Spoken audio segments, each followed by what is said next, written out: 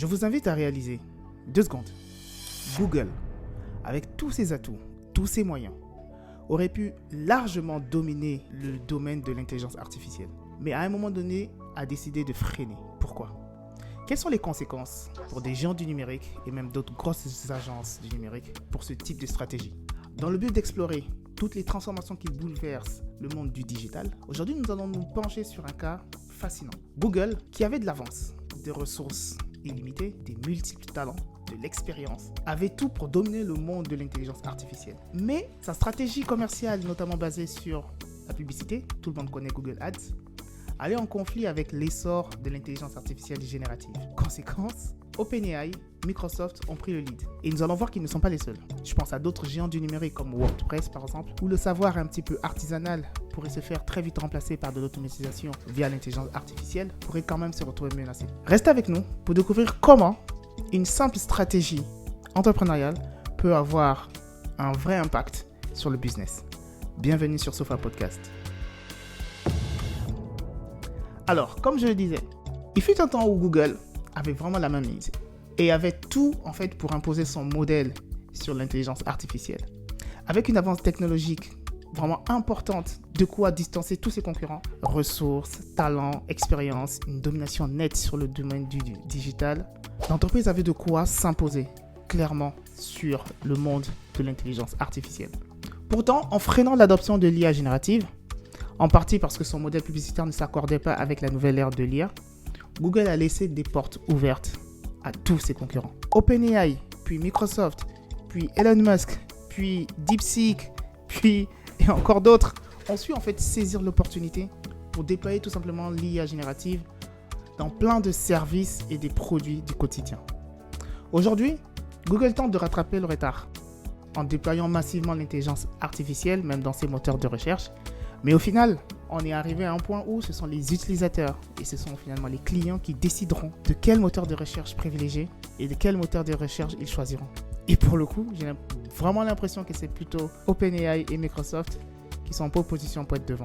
En tant qu'entrepreneur, on est emmené à faire des choix stratégiques. Et les choix stratégiques que nous faisons ont forcément un impact sur le business et l'orientation commerciale qu'on donne à notre entreprise.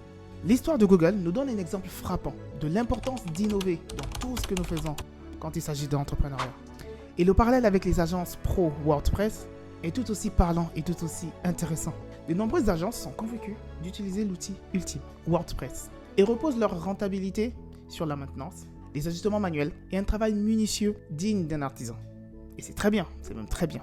Sauf que ce savoir-faire, bien que indiscutablement précieux, se retrouve quand même menacé par l'automatisation qui vient avec l'ère de l'IA. L'IA, en fait, change la donne en permettant d'automatiser une grande part de toutes ces tâches manuelles. Cela signifie que toutes les agences qui n'auront pas le flair, qui n'auront pas la stratégie d'intégrer très rapidement l'automatisation et donc du coup tous les outils d'IA dans leur process de maintenance, d'ajustement, de déploiement, risqueraient en fait de voir tout simplement leur modèle économique décroître légèrement. Et même peut-être pire. Pendant ce temps, une nouvelle génération d'acteurs émerge tranquillement sur le marché. Des agences IA First qui n'ont aucun attachement à WordPress, mais par contre utilisent pleinement, mais vraiment pleinement l'intelligence artificielle pour déployer, pour coder, pour construire des sites plus rapidement et à moindre coût. Aujourd'hui, nous avons des indépendants, des petites équipes capables de construire des sites, de déployer des sites, même avant que le client ne signe. Et cela à moindre coût et tellement rapidement en utilisant toujours les automatisations et l'intelligence artificielle.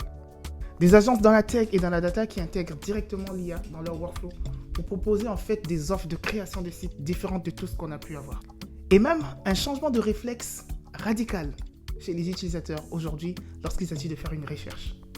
C'est simple, avant on allait sur Google, mais maintenant on voit de plus en plus et le nombre ne fait que grandir, les chiffres le démontrent.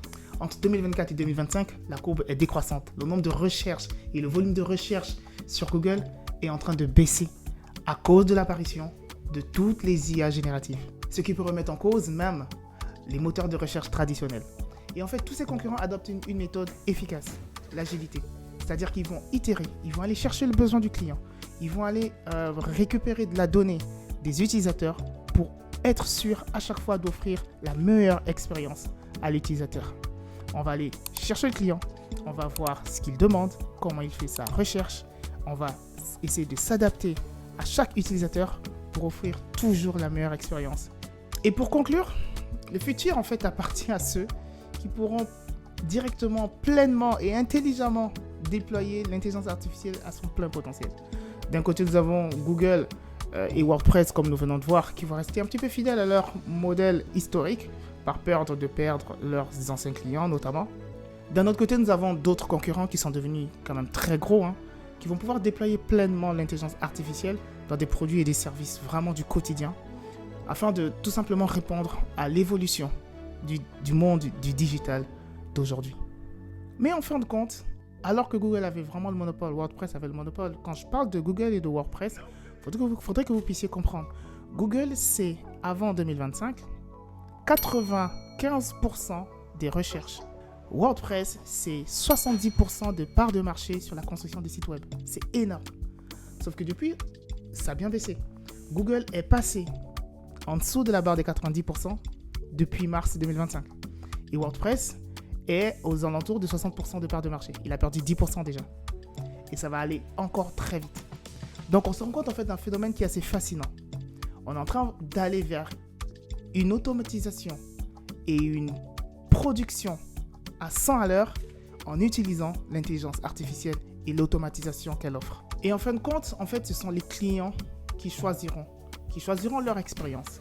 C'est-à-dire que s'ils veulent aller from scratch, vraiment faire des recherches par eux-mêmes, etc., ils iront sur Google.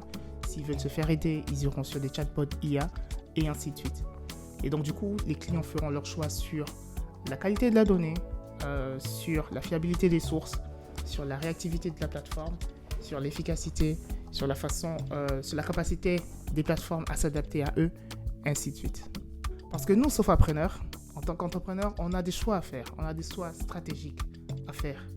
Et je voudrais en fait sensibiliser sur un seul point. Nos stratégies détermineront le futur de nos business. Et c'est très important. Rappelez-vous BlackBerry, Nokia, et j'en passe. Plein de géants d'avant qui se sont juste effondrés à cause d'une stratégie. Parfois même bonne, mais à leur époque. Le message est clair. Il y a ceux qui évoluent avec le temps, il y a ceux qui restent fidèles à leurs principes. Mais il y a un juste milieu à avoir. On peut très bien évoluer et s'adapter à l'ère du temps tout en gardant ses principes. Il faut toujours avoir une part d'adaptabilité sur le modèle que nous offre l'évolution technologique. Alors, du coup, la question est simple. Dans le monde d'aujourd'hui qui est en constante évolution technologique, digitale, tout ce qu'on veut, est-ce que vous êtes prêts à adopter l'innovation pour rester compétitif? Ça, c'est la question. Et je vous invite vraiment à me répondre dans les commentaires et à me dire ce que vous en pensez. On reste fidèle à nos principes sans tenir compte de l'évolution, ou on va coûte que coûte dans l'évolution quitte à oublier nos principes, ou on essaie de faire un juste milieu, on évolue mais on garde nos principes. Je vous laisse me dire ce que vous en pensez et on se voit dans les commentaires. Merci d'avoir écouté cet épisode de Sofa Podcast. N'hésitez pas à me dire ce que vous en pensez dans les commentaires. Si vous avez trouvé ce contenu utile, likez, partagez et surtout, dites-moi ce que vous en pensez. Est-ce que vous êtes plutôt team évolution, team conservateur ou entre deux? Mais j'ai besoin de savoir quand même, ça m'intéresse beaucoup de savoir comment au quotidien vous menez vos entreprises, comment au quotidien vous faites vos choix d'investissement et etc. Je vous dis à la prochaine pour un nouvel épisode où nous allons continuer à explorer toutes les transformations de notre monde numérique. Let's go!